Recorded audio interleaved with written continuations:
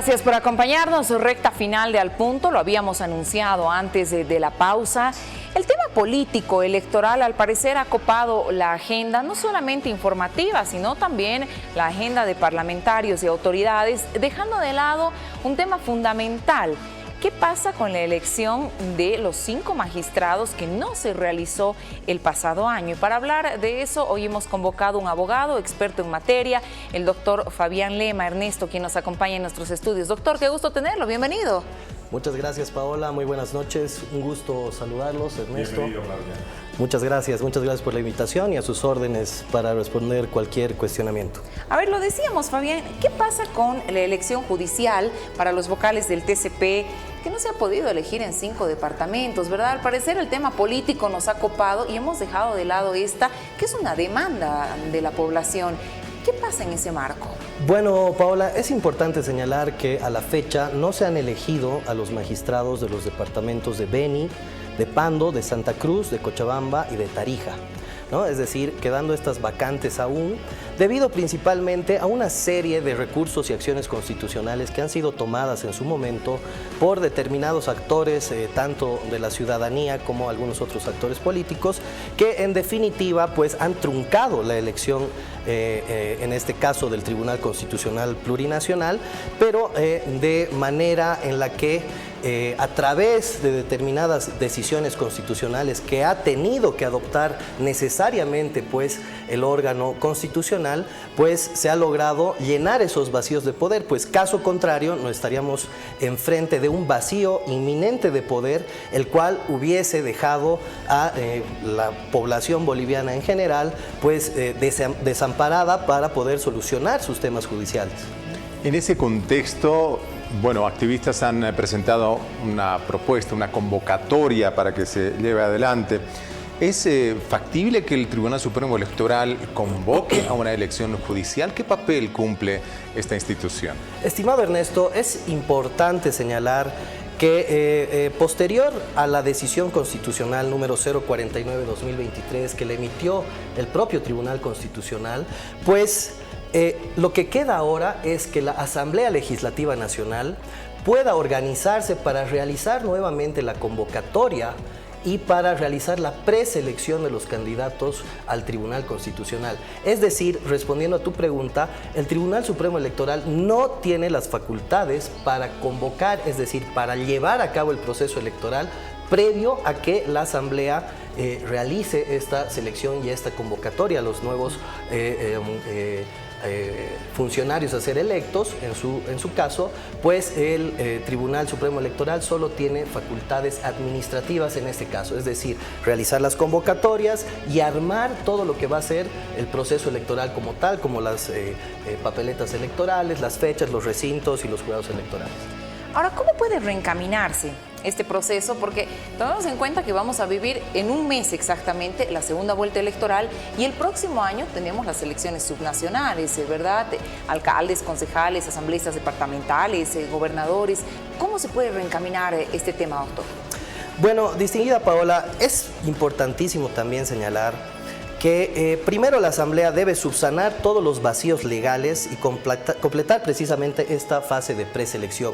Pero no obstante aquello, Paola, debemos también tomar en cuenta que a la fecha, pues, a partir de cómo se ha estado socializando el tema de la elección del órgano judicial y del Tribunal Constitucional Plurinacional, pues existen diferentes voces respecto a la forma precisamente de la elección. Es decir, hoy en día nuestro régimen constitucional nos establece que la elección del órgano judicial y del Tribunal Constitucional debe darse mediante el sufragio universal.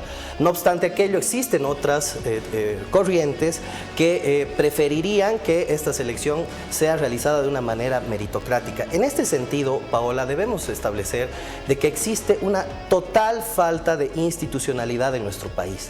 Y este es el principal problema. Es un problema que se acarrea no desde ahora, sino desde hace 20 años, donde el gobierno anterior, debemos decirlo con nombre y apellido, el gobierno del MAS, ha establecido la desinstitucionalización de este poder, tan importante como es el Poder Judicial y el Tribunal Constitucional.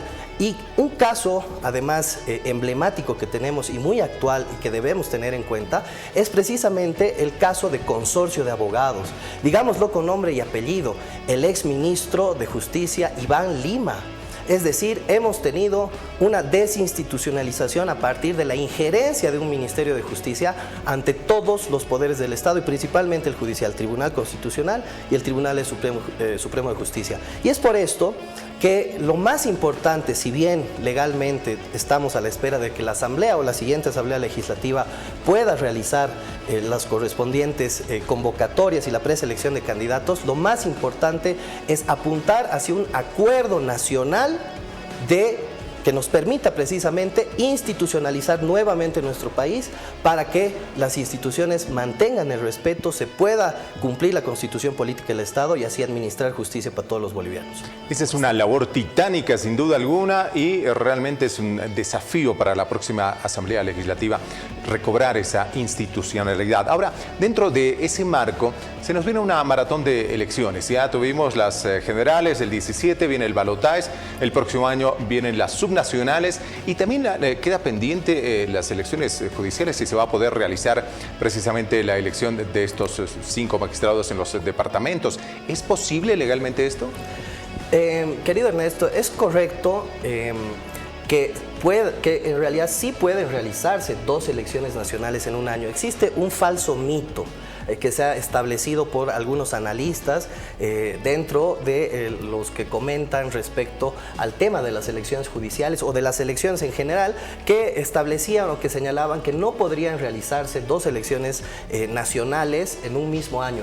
Pero en este caso debemos señalar que lo que establece la norma no exactamente se refiere a no tener esas elecciones. Y me voy a dar el trabajo, por favor, de leer el artículo 87 de la Ley 026 del régimen electoral, que establece que el órgano electoral plurinacional no podrá organizar, dirigir, supervisar, administrar o ejecutar procesos electorales cuyo calendario electoral se superponga con el de procesos electorales, referendos o revocatorios de mandato convocados por ley.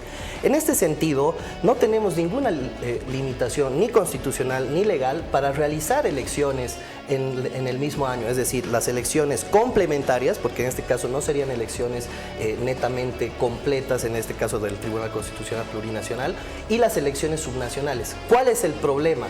Aquí el problema es un tema de logística, un problema de presupuesto y un problema político, principalmente político, porque la nueva Asamblea Plurinacional Constitucional va a tener el trabajo precisamente de ponerse de acuerdo para establecer la preselección de los candidatos al Tribunal Constitucional Plurinacional. Ahora, ahí va mi siguiente pregunta, porque precisamente esa elección judicial para muchos es un tema donde falta, claramente lo decía usted, voluntad política para poder realizarlo. Pero muchos demandan y dicen es momento de repensar la elección judicial, la manera de elegir a estos magistrados que tienen una cuota política al salir de ternas del legislativo, claramente. Y esto se debe repensar entonces en ese ámbito, en el ámbito también de que es necesaria una transformación urgente de la justicia. ¿Valdrá la pena elegir estos magistrados mediante una elección popular o habrá que repensar el mecanismo? Muchas gracias por tu pregunta, distinguida Paola. Este es un tema fundamental y estructural que va mucho más allá de completar la elección que queda pendiente en este momento del Tribunal Constitucional Plurinacional, ya que la Constitución Política del Estado establece de manera expresa que el Tribunal Constitucional, así como el Tribunal Supremo de Justicia, debe elegirse mediante sufragio universal. El cambiar esto amerita un cambio en la Constitución Política del Estado, una reforma constitucional, y esto solo puede ser realizado de maneras que establece la propia Constitución Política del Estado y no es nada fácil. Pero está planteado por ahí en los planes de gobierno, todos hablan de esa oferta. Ahora, si fuese el caso, querida Paola, ¿cuál sería nuestro mayor problema? Tenemos 5 magistrados en el Tribunal Constitucional Plurinacional que se encuentran con un mandato que todavía está continuándose a partir de decisiones constitucionales, pero si tú en este momento abrirías la Constitución para transformar la forma de las elecciones a un sistema meritocrático, tendrías una colisión normativa con los magistrados que han sido elegidos por sufragio, claro, versus los magistrados que tendrían que ser elegidos, en este caso supuestamente, por meritocracia. Entonces, salvo que esta reforma, como establece la misma norma, sea aplicada a través de una próxima gestión constitucional, pues no quedaría la opción de hacerlo de esa manera.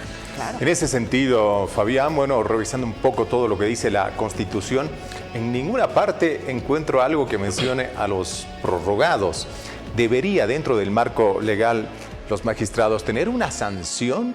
¿Serían pasibles precisamente una sanción por prorrogarse en el mandato o no corresponde?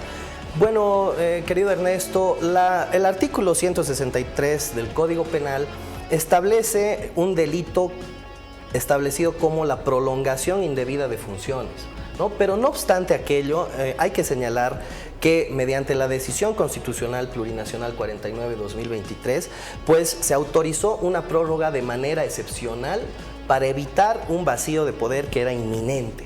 Es decir, hacer lo contrario hubiera resultado en dejar desamparados a los millones de bolivianos que necesitan administración de justicia. Y en todo caso, pues los magistrados llamados autoprorrogados, pero que en todo caso tienen un mandato legal, no incurren en ninguna responsabilidad penal en este caso, pues se encuentran amparados bajo esta Decisión Constitucional 49/2023. Importante acotación. Ahora, Fabián, dentro de todo ese marco de lo que vamos repensando, el tema judicial y todo aquello, en tu calidad de abogado, ¿tú crees que es necesario también repensar la presencia de un Ministerio de Justicia? Es una muy buena pregunta, querida Paola. Al respecto, lo que debemos dejar establecido es de que el Ministerio de Justicia, a través de ser un órgano precisamente el órgano ejecutivo, pues tiene facultades ejecutivas y debe tener facultades ejecutivas y de fiscalización, pero no así dentro del órgano judicial, ya que estamos hablando de dos poderes completamente diferentes que se encuentran normados bajo leyes y normas diferentes, y en la Constitución Política del Estado son de naturaleza jurídica diferente. Es decir, nunca más debería un Ministerio de Justicia tener injerencia dentro de un poder totalmente diferente como es el Poder Judicial y asimismo el Tribunal Constitucional. Lo que hemos vivido durante muchos años, ¿verdad? Y que ha llevado a cuestionar precisamente esa necesidad de un Ministerio de Justicia, ¿o no? Es correcto, querida Paola. Yo creo que ha quedado eso en el inconsciente también de toda la gente, pues la mayoría de las noticias hasta hace poco tiempo eran relativas al tema judicial, pero emanaban del Ministerio de Justicia, o no lo veíamos al señor Iván Lima todo el tiempo en toda la prensa hablando respecto a cómo deberían realizarse las normas, si se deben aprobar o no se deben aprobar, incluso realizando injerencia en el tema de la Asamblea Legislativa Plurinacional, y pues esa no debería ser la idea, pues las facultades y atribuciones se encuentran establecidas en la propia Constitución. Tomando en cuenta este contexto, la percepción pública sobre las elecciones judiciales en sí realmente no es muy buena por parte de la población. Muchos, inclusive al asistir a las elecciones judiciales, no sabían por quién votaban, marcaban al azar. ¿Se debería cambiar la metodología en el caso de que se lleve nuevamente la elección el próximo año para elegir a estos magistrados faltantes? Querido Ernesto, yo considero de que es importantísimo que se socialice mucho más cuál es la forma de elección tanto de los magistrados del Tribunal Supremo de Justicia como del Tribunal Constitucional, pero más que eso, se debe socializar cuáles son las funciones y las atribuciones de estos poderes.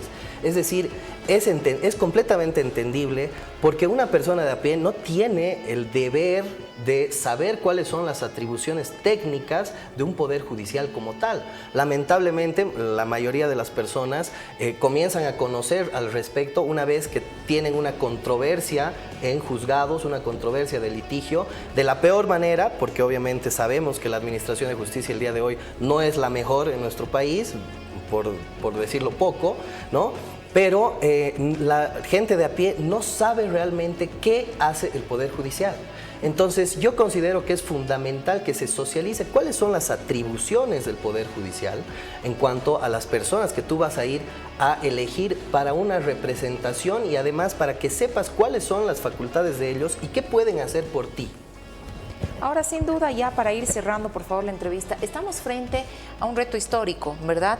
En teoría, el masismo, la corriente de izquierda, como se quiera llamar, está fuera del legislativo o con una representación muy baja. Correcto. Tenemos representantes de tiendas políticas alejados, en teoría lo digo, del masismo. Bajo esa lógica, es el momento de hacer grandes cambios, plantear grandes cambios de los que vivimos quejándonos hace muchísimos años y responsabilizamos en todo momento a los 14 años del anterior gobierno, al masismo, al levismo, al arcismo. Es momento de hacer esos grandes cambios y ahí veremos la madurez política también de quienes hoy han sido electos legisladores. Es correcto, distinguida Paola. Realmente vivimos en un tiempo donde el Poder Judicial ha sido muy echado de menos. Realmente la Administración de Justicia deja mucho que desear. No obstante, los cambios, pues los últimos cambios que han habido a través de la elección del propio presidente del Tribunal Supremo de Justicia, que está demostrando ante, por lo menos ante el ojo público, que existe una voluntad de cambio, así también como de la Fiscalía General del Estado y del propio Tribunal Constitucional, que ha garantizado llevar a cabo las elecciones. Sin embargo, los problemas estructurales de fondo que pasan, por ejemplo, por la falta de presupuesto del Poder Judicial, claro, y por la falta precisamente que acarrea la falta de presupuesto, la digitalización de la justicia para evitar la corrupción, que es un mal totalmente encarnado lamentablemente en nuestra administración de justicia y de nuestra sociedad, pues necesita de cambios estructurales y de acuerdos políticos, como bien decía hace momentos atrás, y de un acuerdo nacional político que establezcan estas bases para poder realmente cambiar y erradicar la corrupción desde adentro y obtener una administración de justicia proba e idónea para nuestros bolivianos. Por supuesto. Ya para cerrar nuestra participación, me encantaría, aprovechando tu presencia, Fabián, que cerremos con una reflexión fuerte, con algo que llame a la acción a los bolivianos a reflexionar sobre este tema tan importante, el tema de construcción, el tema de diálogos. Realmente es un desafío titánico en todos los aspectos y fundamentalmente la justicia. Muchas gracias, Ernesto. Bueno, es importantísimo informarnos, es importantísimo tomar conciencia de cuál es el papel de la administración de justicia en nuestro país para nosotros mismos como ciudadanos, porque lamentablemente tarde o temprano todas las personas caemos en una controversia judicial, en un litigio judicial, quieran o no, es lamentablemente parte de la vida, y en determinado momento uno va a tener que encontrarse con los juzgados, con los jueces, con los magistrados, y es por eso fundamental informarse para que a través de esa información el ciudadano pueda asumir una posición propia y de beneficio para sí mismo y que pueda a través de sus representantes ahora en la Asamblea Legislativa Plurinacional y la representación que se vaya a tener en un eventual futuro gobierno, pues hacer estas exigencias y realizarlas y volverlas realidad para la realidad de cada uno de los bolivianos. Exigir este tipo de cambios, no normalizar la corrupción, empezar con una cultura de denuncia ante ciertos temas va a ser fundamental entre los cambios que como ciudadanos también podemos hacerlos. No hay que esperar ni responsabilizar de todo por ahí a las autoridades, hay cambios que podemos hacerlos como ciudadanos. Fabián, como siempre es un gusto tenerte en este espacio hablando de estos temas, ahí reflexionando un poco de lo que es la justicia. Estaremos planteando otros temas para volver a tenerte en el estudio. Muchísimas gracias por habernos acompañado y bienvenido siempre. Paola, Ernesto, muchísimas gracias por la invitación, quedo a sus órdenes y muchas gracias por esta entrevista. Nos despedimos, Ernesto. Un invitado de lujo, precisamente vamos a cerrar con él el programa el día de hoy, deseándoles un excelente fin de semana. Enseguida llega la jugada. Gracias por estar con nosotros y por preferir Al Punto por TVU, Paula. Buenas noches, buen fin de semana. Gracias por habernos acompañado. Buen descanso. I will smile, I know what it takes to fool this town.